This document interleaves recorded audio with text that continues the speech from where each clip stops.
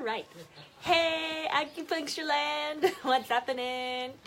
I am here with my good, wonderful friend Boaz. Hi. We are in Israel, in Catherine. Did I pronounce that well? Yes. Catherine. And so Boaz and I have known each other online for probably like 4 or 5 years. Right. So we just met a few days ago in person. It's been amazing. It's been Passover with his amazing family. It's been really awesome. So I want to introduce you to Boaz first. So Boaz, you tell us like how long you've been practicing, and have you only practiced in Catherine, or where do you practice, and the lowdown. The lowdown. So I graduated from acupuncture school in 2006. So makes it about 11 years. Am I counting correctly? It's 2018, something like that. 11 or 12 years I've been practicing Chinese medicine. And relocated twice. So. Okay. But we've been here for the last 10 years in Catherine. Amazing. And I've been practicing here, treating from my house, and as of 2 years ago, also another spot in a rehabilitation spa in the Jordan Valley, which is about a 40-minute drive from here. Awesome.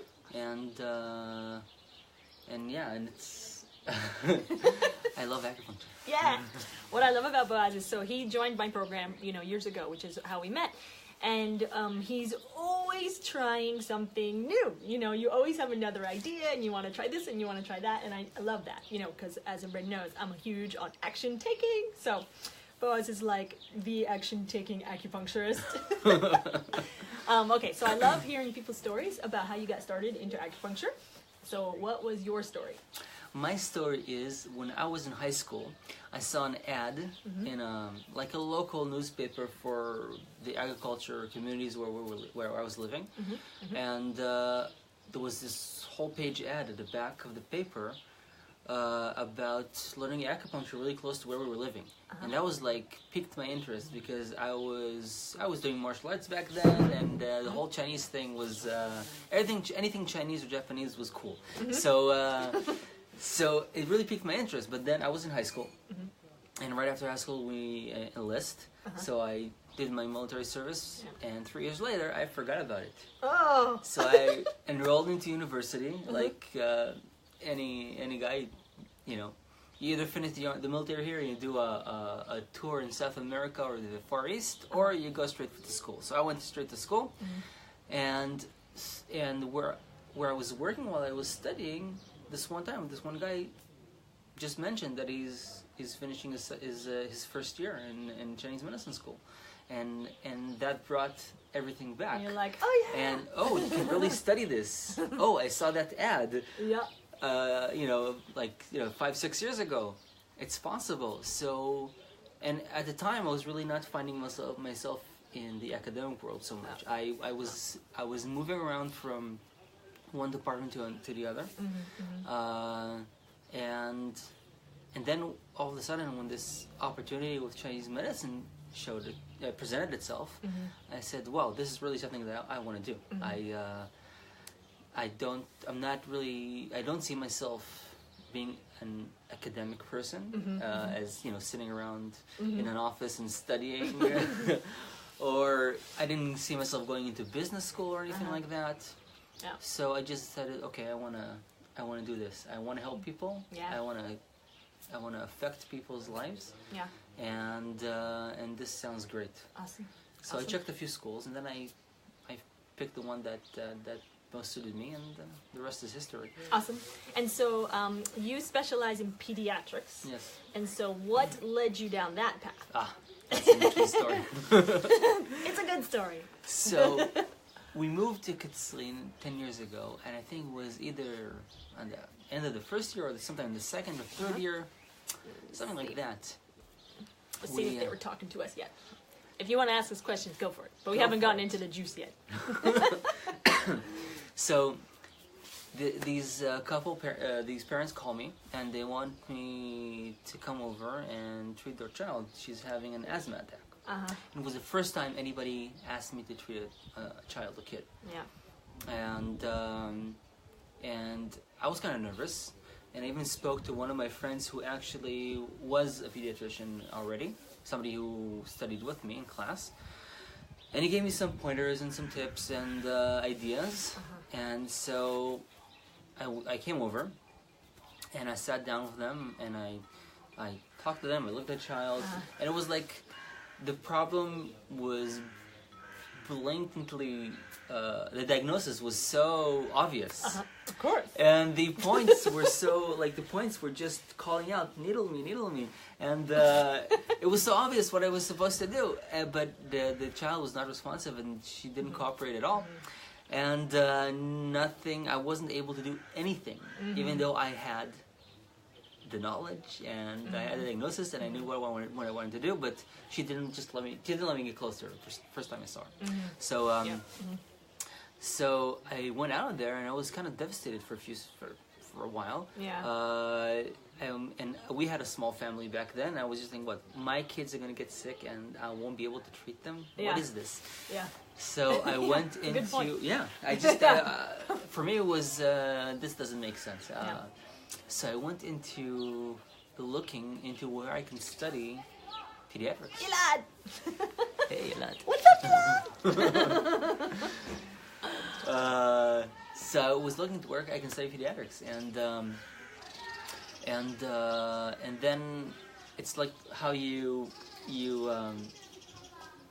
open yourself up to something and then it comes back to you, right? So all of a sudden something popped in my email that a Shonishin course, and what's Shonishin?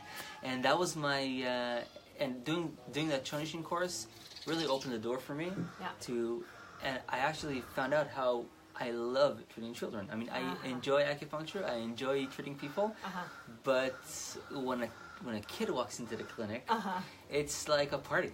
Yeah, it is. It can be a lot of fun. It's really not the same as. I really enjoy that, and then I did some specific courses on herbs for kids, herbal medicine for kids, and I just got into it. I also do a lot of self-studying, so I got some books about it, about the Julian Scott books and others. And I really got involved in treating kids, and it's been a blast ever since. So peeps, I just want you to notice, and thank you for sharing that, that Boaz got to pediatrics through failure, and failure didn't stop him. Failure actually ignited his passion in this, and then he went on this whole journey to educate yourself, which is awesome, and I have so much respect for that, that you were like, whoa, that was a lot harder than I thought. How do I learn how to do this? Instead of being like, oh my God, I suck, and like never trying it again. So that's so awesome, and I really commend you. And so I think one day I put a post online about pediatric acupuncture, something like I was treating pediatrics, and you were like, oh, you should do Shonishin or something. And I'd never heard of Shonishin ever. And I was like, what the heck is that? So Boaz here is the first one that I even heard about it from. So Shonishin is like this needleless pediatric acupuncture. So give us the lowdown on that. Like, I don't even know what to start. You just showed me last night basically what you do, and it was awesome. And I see how it can be super helpful to the kids, like super helpful. Definitely. Yeah, I mean, I can see how it could be a really powerful treatment. And not really freak them out or make them like scared of coming to see you. Yeah, it's really it's a Japanese technique, and the tools are called needles in Japanese, and it's really the ingenuity of our Japanese colleagues that they figured out that needles are not the best thing for children. And they developed those. They got the idea from the classics, from the same classics that we studied in school, and it's really focused on how to treat kids in a very friendly environment, and something that takes into account what they need. And so, is Shonishin, do they say that, like, needles are bad for kids? No. Or is just, okay. No. Because I was going to say, I treat kids with needles. Like, No, even babies. but it would just say that usually, first of all, as far as I understand, in Japan it's a completely different license Okay. than acupuncture. You mean to treat kids? No, the Shonishin. It's like something else. You have to get a whole license. I don't think you have to get a license, mamash, but It's just different. yeah, I mean, like in Japan, from what I heard from my the few teachers I had that practice Japanese acupuncture and moxa are two different licenses. Interesting. And because they have a whole thing about moxa as well, which is very very efficient, effective. Interesting. And I think you experienced that in the ICCM, right? Well, yeah, I mean, I was with, like, saw the Omoxa Africa guy. Yeah, so he was doing a Japanese So that's technique on Japanese you. technique. Okay. Yeah. Okay. And that's with just the little the little rice. Yeah, the grains. Okay, I didn't know that Japanese technique, but that actually makes sense because I did not learn that in school. Mm-hmm. And I went to, like, traditional Chinese medicine school, and I had a colleague. coming with the chocolate knife. We're sitting in my house. Boaz has 6 beautiful children, and here's one of them. Eating chocolate off of a knife. Say hi. Say hi. Shalom. So the rice stuff though, I actually learned it from a colleague who was talking to me about how she used it on someone's face for Bell's palsy, and it, like, instantly got it Right. back. Right. So the rice grain stuff is awesome. So I Yes. didn't know that was Chinese technique. Japanese. Or Japanese. Japanese, yeah. So that's definitely Japanese. Yeah. And we use that for kids as well. Yeah. And there she goes. She's shooting herself. She loves it. She's like addicted. And yeah, and so the Japanese would say that this is suitable for kids up to 6 or 7 years old, and then Okay. from 6 or 7 they will start introducing actual needles. Okay. But Awesome. but it's I mean, I do both. Yeah. Yeah. Yes, you can. Now, yes, take one. All right. So how do you break it down? Like, how do you diagnose the kid? Is it the same way as traditional Chinese medicine? Like, you just start with diagnosis? You start with diagnosis, and of course, with kids, you have to speak to the parents, preferably the mother. It's still, when I see children, I always ask for the first session to the mother to show up with the kid. Yeah. I mean, later on, the dad can show up, but I really need the mom on the first session because she really knows everything that's going on. So it's the same basic diagnosis. I would add some. I would always check for body heat. I think I mentioned that last night. Yeah. We want with kids to the belly should be warmer than the top part of the body. Okay. And so you want to check that on both sides of the trunk, stomach and the upper body, chest, and then on the back, the low back, and also the top of the behind, on the buttocks, Okay. Yeah. and the top part where is what we would call the lung area, Okay. right, in the bladder channel. So want to check and make sure that it's warmer on the bottom than the top. That's Okay. one thing. And then What if you do find it warmer on the top? Like, is that just to help your technique and diagnosis? Yeah, so Okay. I know something's wrong with the stomach. Okay. Or Okay. maybe you're probably, if somebody comes with a cold Yeah. or influenza, then Yeah. you'll They're feel gonna that. be really hot. Okay. So you know. Yeah. Also, I would, she's here, so we can use that. I would always palpate this area. Yeah. If this area is kind of tight, and I'm not talking about muscle tight, I'm Yeah. talking about skin. I mean, really palpate it very gently. Yeah. If the skin is tight, not even muscles, then we would say, okay, it's a little bit of liver, Yeah. okay, And that was her upper neck. If you Yeah. didn't see that. over here. Yeah. And then palpating the stomach like hard diagnosis, which is very Japanese. Yeah. But just figuring out, again, helping you, very general. I mean, I'm not a hard expert, but above the navel would be like lung and heart. Okay. Then on the right side, spleen. Okay. Left side, liver. Yep. And down here will be kidney. Yep. Right. So I would check and also just to feel like if it's stomach issues, a lot of stuff with kids, and when you read pediatrics literature, they always talk about the digestive system. Yeah. Because if you think about it, especially with little kids, they come from 9 months in the womb where their digestive system is not working at all, right? They're getting everything. That's true. From the I never thought about that. cord, and then in a snap, it has to go into 100% productivity. Yeah. So that's why a lot of the issues are going to always go back to the digestive system. That's really so you want to make sure that you don't have any tough spots like bowels that are not getting out. Yep. Yep.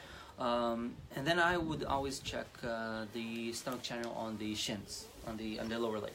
Okay. Just to see what's going on with the stomach. Okay. So that's what I do to palpate. There's other things, like also checking the back, the upper back, again, to see if there's, especially when they have a cold, if they're coughing too much, and this part is going to be going to tighten up. Yeah. So you want to, so it just helps you to figure out which techniques you're going to use when you treat them. Okay. Okay. So there are all these little tubes. You can take one, okay, and you can take one. Take one. Child pause.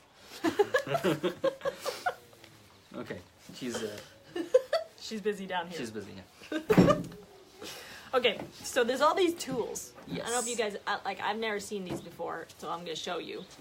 So I brought them all here because there are a lot of different Shonishin tools, and go ahead. I would like to at least you see this one. This is really cute. Yeah, that one's really cool. Yeah. So I have quite a few. Yeah. But I really use only 3. Okay. Really use only 3. I use this one. I keep forgetting the names. They have names in Japanese. I use this one. Okay. I use this one she's holding, which has a spring. Okay. And I use this one. Okay. That looks like has legs. Like a comb. Yeah, like a comb that has legs. And the others are just spin-offs of these. Okay. Okay. Sometimes I will use. This is like this. This one is like the same as this one, only smaller. Okay. Okay. So like a smaller. So if you look at these, you basically have 2 techniques. One is scraping, and one is tapping. The one of the legs is for tapping. So this one you don't scrape. No, you could, but it's going to be a very, very strong stimulation if you do that. So I never had to scrape with this one. Okay. Okay. And the technique of the kids is that the way you hold it in such a way, you have to sit down. You have to sit, sugar, because we're in front of the camera. The technique is that you hold it between your fingers in a way that the child doesn't really know what he's feeling. Oh, it's just like the tip. I don't know if you guys could see that. Yeah? Yeah, like so barely just a tip. The metal is going to touch the skin. So it's like your finger or the metal. Yeah. So they don't know what they're feeling. And they feel the skin. And the same thing with the other ones. So okay, so that's one. That's a good technique. Yeah, and then you would. Nechama, you want to come sit on me? Come sit on me. We'll do some Shonishin now. You want to do some Shonishin? Shonishin. Shonishin. Okay, so the first technique, let's do this just on her arm. It's going to be this way. I'm doing it the other way because the way she's sitting. You know, but or maybe I can put this down a little. She's shorter. All right. There we go. Okay, so we want to move. I mentioned this also later. We work only on the yang channels. Yep. That's at least the way I learned it. Yeah. I studied it. So yang channels only, and we always work outwards and downwards. Okay.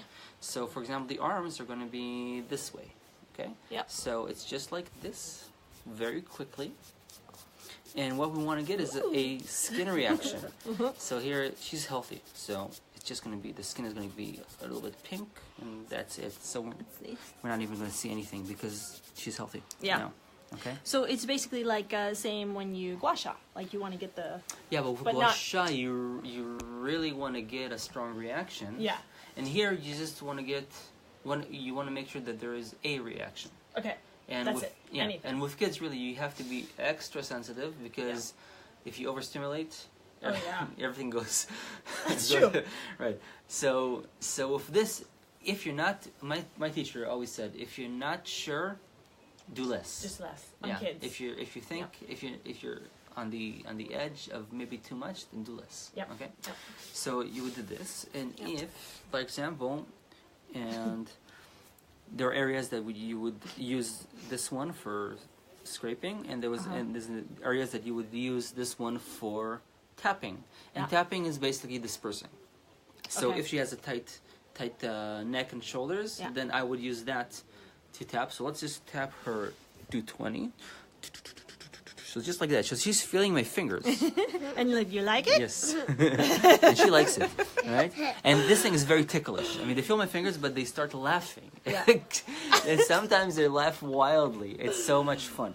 And if I want to do specific points, then I have two options. I can use the tapping thing for doing points. Give me your hand, baby. Like I want to do liver 4, large size 4. Yeah. Okay. Lingu or a fagu.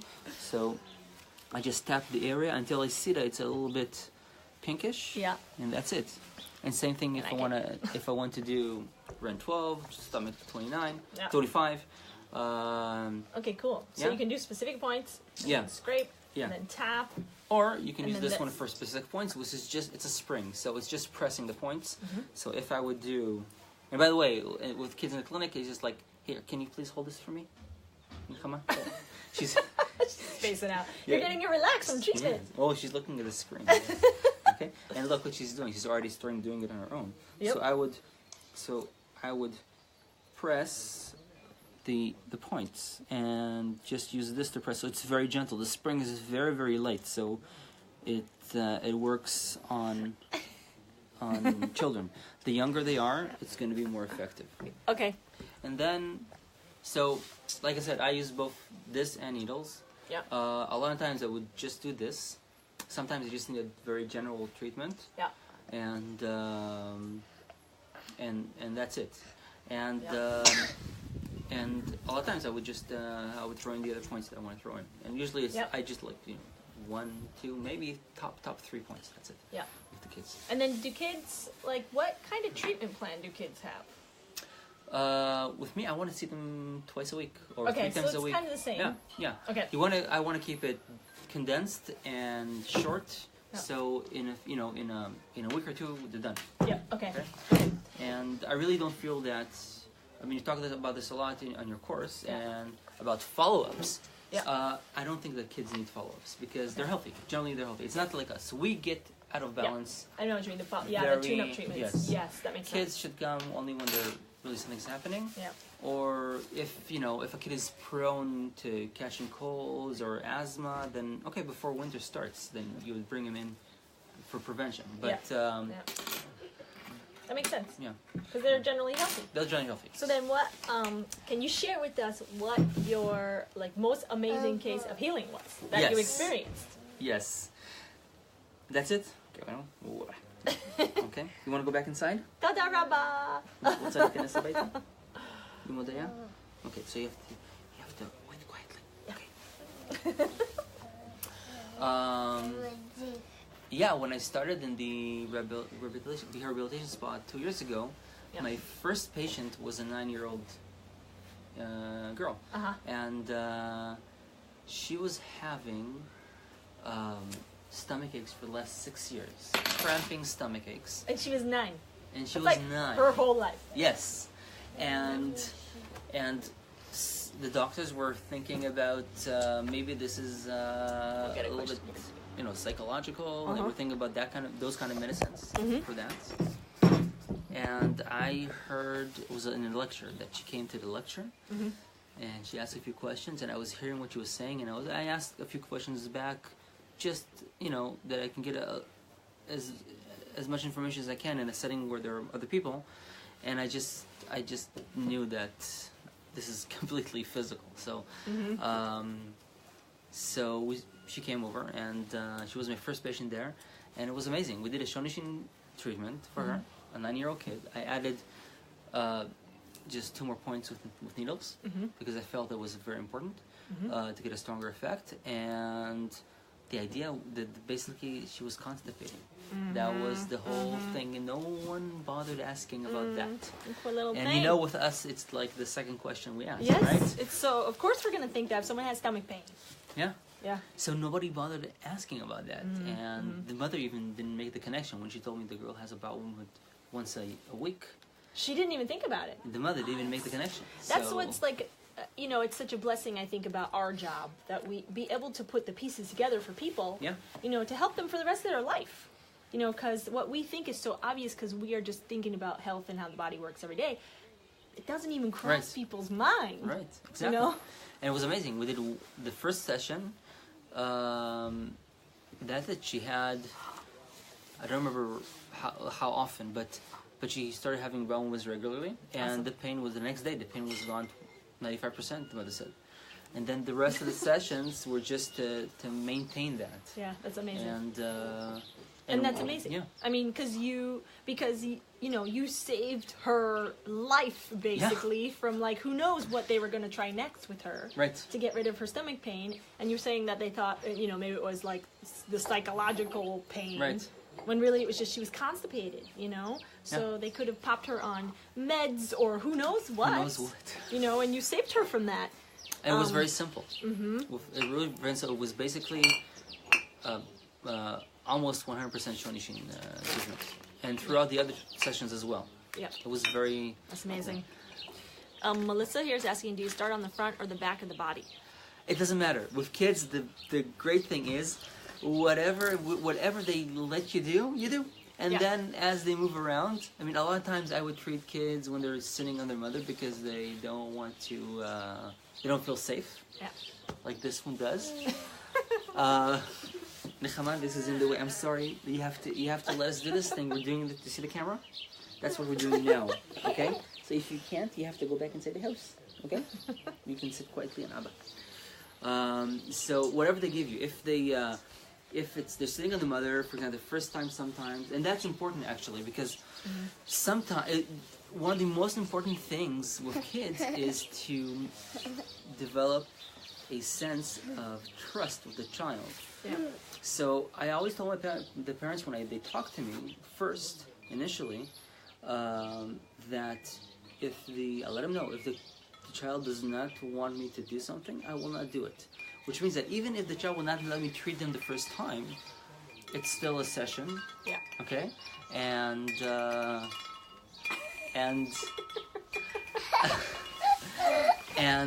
it's important because the next time they come, the child will let me treat them. Yeah. So I do whatever they present with. Yeah. The order with Shonishin, the order doesn't matter. You can start with the limbs, which is what I like to start with. But if it's not possible, I start with the trunk. Yeah. And it doesn't matter if it's back or front. It's whatever they let you do, you do. So I treat kids while they're sitting on their parents with their back to me because they don't want, or if they're playing on the floor with the toys I have in the clinic, or if it's a baby, if it's a baby that's on the treatment table, then same thing. So whatever. And you know, I think that's such a good point that you made because anytime that I treated kids, you know, and I did it with needles, but if they were like, I'm done, I want them out, I would take them out. Yes. Because I didn't want them to associate, you know, me and the acupuncture with anything negative for them. And the parents would suddenly be like, why'd you take them out? And I was like, no, I'm going to do what the kid wants. You know, we don't want to upset him. You don't want to, I don't know, we're strong words, but you want to develop a good relationship and also think to the future. You want that child to have a good experience with acupuncture. You don't want him to develop any negative associations with needles. Yeah. So when the time comes and they do have to get the real acupuncture, then they won't have an issue with it. Yeah, exactly. Melissa asked, oh wait, not Melissa. Well, wait, Melissa's answering. And then Karen asked too, what book? For Shonishin? Yeah. For Shonishin, basically, I think there are 2 or 3 books in English. My teacher studied from Stephen Birch. So I bought Stephen's book, but there are 2 other books. I never went through them, so I don't know if they're any good. But they seem extensive. Also, you know, we want to talk about this too because we want to know if you guys want to learn more about this from Boaz because Boaz has been using this technique for like 5 years. And so you could even teach some more, you know, and more in detail and more in depth and case studies or whatever. Yeah. And so let us know too. Oh, we got a thumbs up. Let us know too, like in the comments when you're watching this video later, if you're interested in learning more about Shonishin and treating kids from the amazing Boaz here. And then, what was the other question? Which herbal training do you do for kids?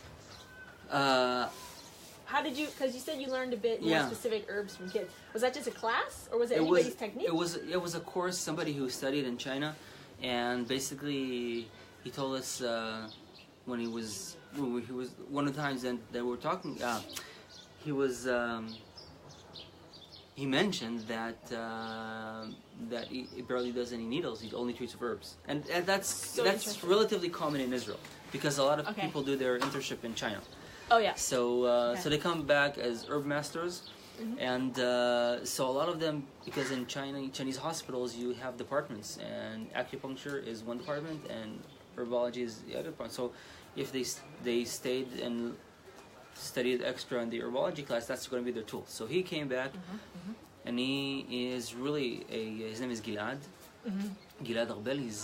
He has a great intuition and a lot of knowledge about herbs with kids. Yeah. So I did a few short courses that he did about specific issues, respiratory issues, upper respiratory issues, digestive issues, and so he just brought his what he got from his teachers in China, and what he uses in his clinic. Yeah. So. Do you feel comfortable enough with the herb part too that would be something maybe you could teach if people had questions or wanted to learn more on that? Like just through your clinical experience even too, like what you have learned through working with herbs and just working with kids. Yeah. Because you can teach everything really. If you want to. Yeah, I guess if you're comfortable with it. Yeah, I guess that's part of that could be part of the future course I'm gonna construct.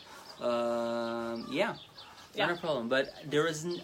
I haven't come across any specific book about herbal medicine for kids. No, I don't really feel like there's a lot of information out there. Yeah. Just to get back to the question, the other books that I would use that I rely on a lot with acupuncture is Julian Scott's books. He has two books about treating kids. One is acupuncture, and only acupuncture, and the other one is called natural medicine for pediatrics or something like that.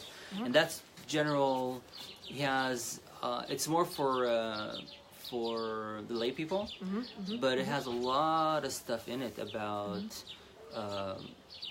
Bach remedies and herbal remedies, simple stuff people can do in their house, and you can incorporate that in the clinic as well. How to do specific massages for specific things, and that's stuff you can incorporate in your clinic. So I really like essential oils with kids too. Yeah. Do you guys do you use them here? I don't, but people do. Yeah. I don't. And then Melissa's asking again, how do you administer the herbs? Tincture, powder, or liquid? Good question. I'm right now. I'm kind of transitioning from powder to not exactly tincture, but for a long time I was doing only powder. Okay. Powder because you can mix it. And they drink it. Yeah, you mix it in the water. Because I don't even have adults drinking it. Right, but you have it's a smaller dose, and they can just put it, if it's a small child, in their water bottle, and just drink it throughout the day, and it goes in. So they don't really even notice the taste? They could, but if it's a small dose and you can mix it with food, remember if you do powders, the important part is that the particles would go in. Yeah. So it doesn't matter if it comes in with food or with liquids. Yeah. Doesn't matter. Okay. Awesome. Okay. Do you guys have any more questions out there? Let us know, and then. Also, let's see. Is there anything else about Shonishin that you want to teach? Like this stuff here? Or was that, that's pretty much the basics? That's like getting an idea of it. I would say maybe I'll just show a few more things that are very important in the clinic. Yeah. Some of them I'll cover in the course. First of all, when we do cupping, we use these that are for facial acupuncture. That's what you use for kids. You want it to be very gentle. So it's a vacuum, and that's it. Okay. Squeeze, put it on, and let go. So So that's it. Okay. And very important to have in the clinic is stickers. You want the kids to be happy when they finish the treatment. They get a sticker, and then the next time they want to come for the sticker. Yeah. So that's very important. You want like bribe them. Yeah, you bribe them. You have toys in the clinic, crayons. Yeah, so you really have an environment that's suitable for kids and kids friendly. Okay. And like I said before, I treat kids when they're on the bed, on their parents, or playing on the floor. It doesn't matter.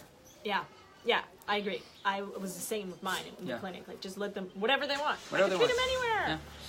Okay, and then is there anything else that you want to teach or say, or any messages to the acupuncture world? My message. We have another little one over here. Yeah. Naomi! Odea, can you please look after her until we're done? Please. Until we're done. We're almost done. There. I would say, which is something that's happening. I went through a transition. I went through lately. Yes. Right? Yes, your transit. Yes. I've been working hard on getting acupuncture going in the small town that I'm living in. Yes. And it's really been a journey. A journey, and it's been a journey. It's been very difficult. I'm not complaining. Yeah. But it's not easy sometimes. And what happened? I was back. I decided that I want to try maybe doing community acupuncture, and it doesn't matter. Like I don't think that the setting was important as a message here, but the fact that at a certain point, I just thought maybe I should do community acupuncture, like once a month or so, and then I said, wait a minute, why not do community acupuncture altogether? Because I was thinking. And it dawned on me that it's going to be a right move at least to try it, because if it's not working, and in order for something to change, you have to change. Yes. So I had to. So I figured, I'm basically changing my the way I'm thinking about this, mindset, and doing my best to have our medicine accessible to the population here. Yeah. And that's what I'm going into. My clinic is going to morph into an community acupuncture clinic. Yeah. And with the pediatric section as well, and that's basically, I think that's my message. I mean, if something is not working out, look how you can change. Because for me, it was changing my mindset. That. I can't even explain it. You're doing great. And like what we were talking, okay, so I think what's so awesome here, also too, is that like you still have the same vision and goal for what you want to do, but you're changing the way that you're going to get there. Yes, I want a successful practice. Yes. I want to cross those six figures like everybody else. Yes. And you can with community. You still can. It's not like he's changing his goals. Yeah. He's just changing the way that he's getting there, because what he's been doing hasn't been working. So you were like, okay, it's not working. Let me switch my mindset. Still the same goal, but let's try it this way. Yes. And you never give up, and I love that and respect that and appreciate that so much about you. Oh, you're a good teacher. Oh, thank you. So, let's talk about Shonishin. I've studied Shonishin in Australia. Oh, but definitely interested in any courses you have to offer. Cool. Oh, cool. Thank you. That's go Australia. Yeah. So I think that's a perfect message, to. That's amazing. Plasta odna, okay? Stuff? Odna plasta. But yeah, that's an awesome message, to share with everybody, and I really appreciate that because it's so inspiring too, because I see a lot of acupuncturists and they try and it doesn't work, and they keep trying and trying the same thing, not realizing that there's so many different ways to reach their goal. You don't have to give up on your goals. You just have to continue to, like you said, switch your mindset, switch your mindset, switch your mindset, you know, and there's another way, there's another way, there's another way, you know, and as long as you never give up, like that's success to me, you know, is not giving up. And one of your, Les Brown, you said you love too, right? Les Brown, people. He's really good for your mindset. Which one was it? I quoted a few. All of it. Like, all of his stuff is great. If you don't listen to Les Brown, get that in your head. Yeah, Les Brown. I mean, motivational speaking is really a key for the mindset, for your mindset. I mean, I listen daily. I mean, when I cycle to work, so important. I have it in my earphones, and I mean, it really gets you there because being an entrepreneur is not easy. But it's it's a lot of fun. Yeah, it's fun. It's fun, and for my makeup, it's better. So yes, I agree. Me too. Yep. Awesome. Thank you so much, Boaz. This has been amazing. And again, for anybody watching, let us know, like when you watch this later, if you're interested in more courses, because we're thinking of, you know, you're thinking of putting something together because there's not a lot out there. I mean, I'd never even heard of Shonishin, you know. There we go. But Eastern medicine for pediatrics is amazing. You know, I don't think they should do any other medicine, quite honestly. It works really quickly. Kids so are good for kids. The Chinese say that the children are pure. Their body is pure in the sense that you do something, and there's really you can, if you're looking for textbook diagnosis, you'll find it in kids. I mean, you can, that's so interesting. Right? I didn't even think about that. With adults, it's going to be 2, 3, 4, 5 things at the same time. With kids, it's going to be basically one, easier. Maybe 2 things. You know. Oh, that's so interesting. So it's really easy to treat. Yeah. I mean, if it's stomach heat, then you see stomach heat, and that's it. Yeah. So it's fun because the reaction is very quick. Okay, and also Shonishin, again, it has a very profound, quick reaction. I'll quickly go through the things. If people are going to start trying it, then you should know and you should tell your patients, the parents. Okay, 3 things that always happen after a good Shonishin session. Okay. Yep. One is, that's also a contraindication. It raises the body temperature by a little bit. So if they have a fever, you don't do Shonishin. Okay. You go back to acupuncture or herbs, but not Shonishin, because it raises the temperature of the body. The second thing is it gets them tired. Okay. So a lot of times, I mean, it's so much fun. You have parents coming in and they haven't slept for the last week and a half, and then after the night after the session, the kid sleeps soundlessly. So it's like a blind sinker for the parents then. Yes. Like they love it. And and the parents love the fact that they can sleep. And I even had parents sometimes tell me that we had to check the kid because it was so quiet. So that's the second thing. He's going to be real tired. And the third thing is going to have a very big and smelly bowel movement. Oh, that's very good because that means that that phlegm and dampness are getting out of the intestines, out of the